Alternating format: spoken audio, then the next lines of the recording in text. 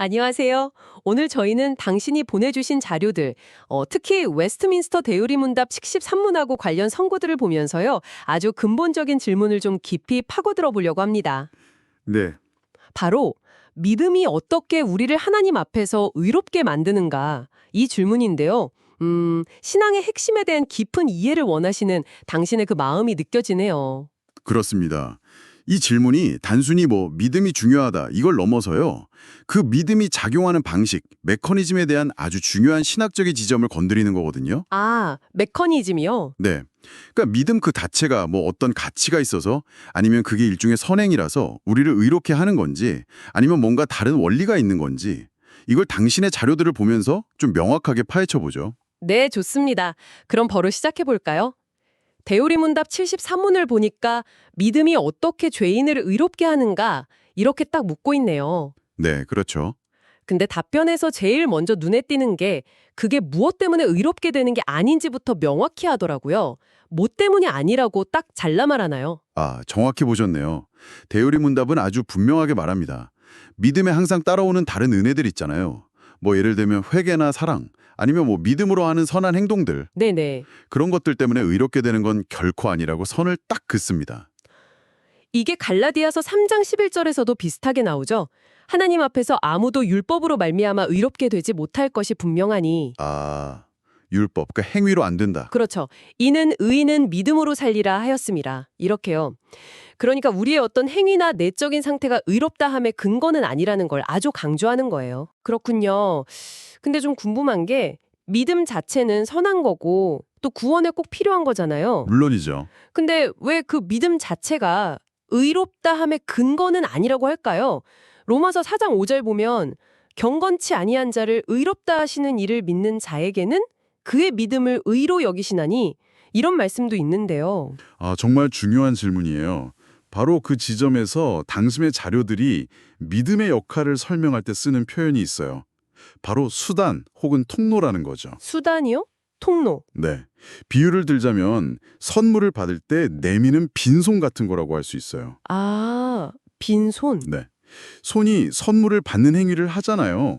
하지만 손 자체가 선물은 아니죠. 그렇죠. 손은 그냥 받는 역할을 할 뿐이죠. 맞습니다. 그것처럼 믿음은 그리스도와 그분의 완전한 의를 받아들이는 도구, 수단이지 믿음 자체에 질이 좋다거나 믿음이 강하다거나 하는 게 우리를 의롭게 만드는 자격 요건이 되지는 않는다는 겁니다. 아하. 빌립보서 3장 9절에서 바울 사도가 고백하는 것처럼요.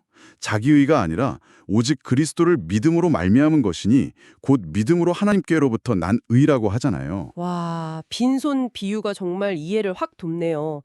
여기서 그럼 또 중요한 개념이 나오는 것 같아요. 당신 자료들에서도 강조하던데 전가랑 주입 이 차이가 왜 그렇게 중요한 건가요?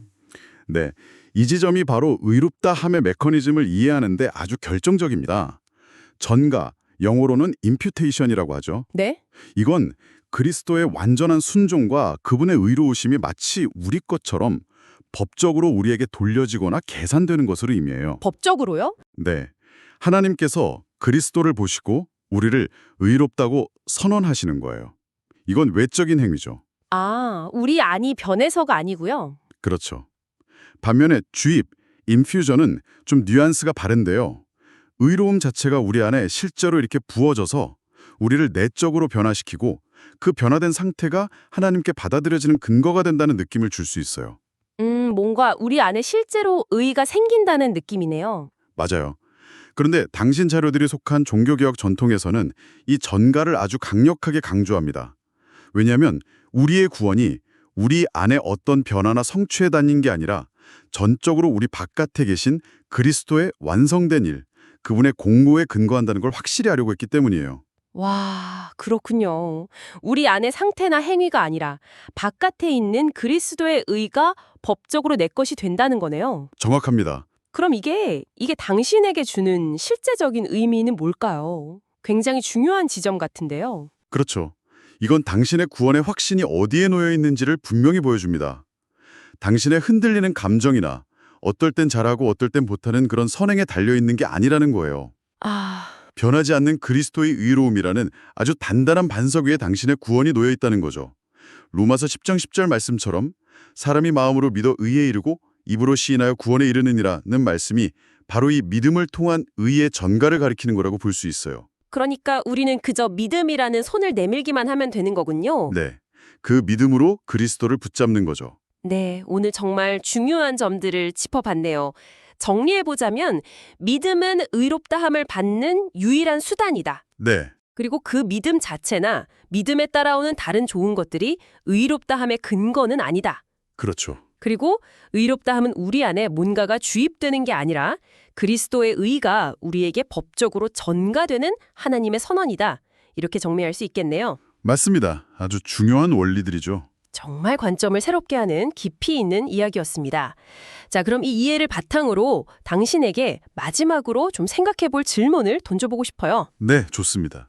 만약 의롭다함이 이렇게 전적으로 그리스도의 전가된 의에 근거한 법적인 선언이라면요.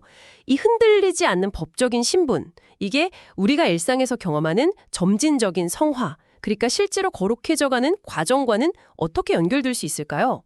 당신의 삶 속에서 이 법적인 진리와 실제적인 변화, 이게 어떻게 서로 작용하고 있다고 느끼시는지 한번 생각해 보시면 좋겠습니다.